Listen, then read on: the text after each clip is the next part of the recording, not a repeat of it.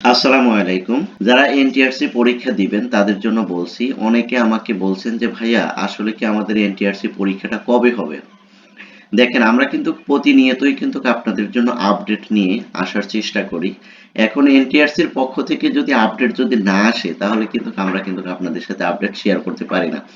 কারণ আমরা একটা বিশ্বস্ত সূত্র ধরেই আপনাদের সাথে কথা বলতে চাই। দেখেন আজকে আমি আপনাদেরকে কয়েকটি দেখাই, দেখেন এখানে কোনো আপডেট নাই, ঠিক আছে? যদিও এর আগে একবার বলেছিল এনটিআরসির চেয়ারম্যান মহোদয় যে খুব তাড়াতাড়ি কিন্তু আপনাদের ১৯তম শিক্ষক নিবন্ধন পরীক্ষাটা হবে। কিন্তু তার আগে দেখা গেল যে এনটিআরসির প্রধান শিক্ষক এবং সহকারী প্রধান শিক্ষক নিয়োগের কারণে কিন্তু আমাদের এই ১৯তম যে শিক্ষক নিবন্ধন অর্থাৎ নবম শিক্ষক নিয়োগ যে পরীক্ষাটা সেটা কিন্তু বিলম্বিত হচ্ছে। দেখেন আমি আপনাদেরকে একটু নিয়ে যাই এখানে, এই যে দেখেন একটু খেয়াল করেন, এই যে এনটিআরসি ডেইলি ক্যাম্পাসের ইয়েতে আপনাদেরকে দেখাচ্ছি।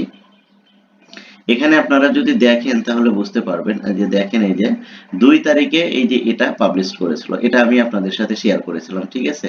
তারপরে ১ তারিখে এটা দিয়েছিল। এটা আমার কাছে তেমন একটা গুরুত্বপূর্ণ মনে হয়নি। কিন্তু ১৩ থেকে ১৪ এটা একটু আমার কাছে একটু হয়েছে। যার কারণে আমি ভিডিওটা আপনাদের সাথে শেয়ার করেছিলাম। তারপরে দেখেন ৩১ তারিখে একটা দিয়েছে যে প্রতিষ্ঠান প্রধান নিয়োগ পরীক্ষার নতুন নির্দেশনা জারি। এটাও কিন্তু আমি আপনাদের সাথে শেয়ার করেছি। যে যারা প্রতিষ্ঠান প্রধান নিয়োগ পরীক্ষায় অংশগ্রহণ করতে যাচ্ছেন তাদের ব্যাপারে কি আলোচনা করা হয়েছে সে বিষয়টা আমি আপনাদের সাথে আলোচনা করার চেষ্টা করেছি। তারপরে দেখেন এই যে ৩০ তারিখে যেটা দিছে, ৩০শে মার্চ যেটা সুপারিশপ্রাপ্ত শিক্ষকদের মান সনদ যাচাইয়ের ব্যাপারে মাঠে নেমেছে এনটিআরসি।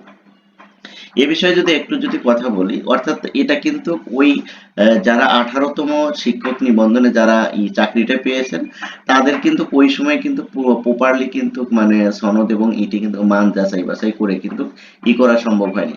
যার কারণেই কিন্তু এখন আবার নতুন করে মান সনদ যাচাই করা হবে। তবে এটা নিয়ে ভয়ের কোনো কারণ নেই, ঠিক আছে? যারা অ্যাকুরেট ভাবে নিজের সার্টিফিকেট এবং সঠিক তথ্য দিয়েছেন তাদের জন্য কোনো সমস্যাই হবে না, ঠিক আছে? আর যারা কি একটু করেছেন বা ২ নাম্বারি করেছেন তাহলে তাদের জন্য বিষয়টা কিন্তু ভালো হবে না। যা হোক এটা নিয়ে বেশি কথা বলব না।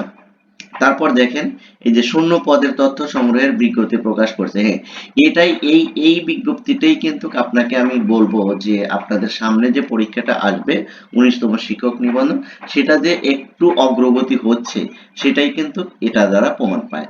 কেন? কারণ হলো শূন্য পদ যখন নিয়ে নিবে, ঠিক আছে?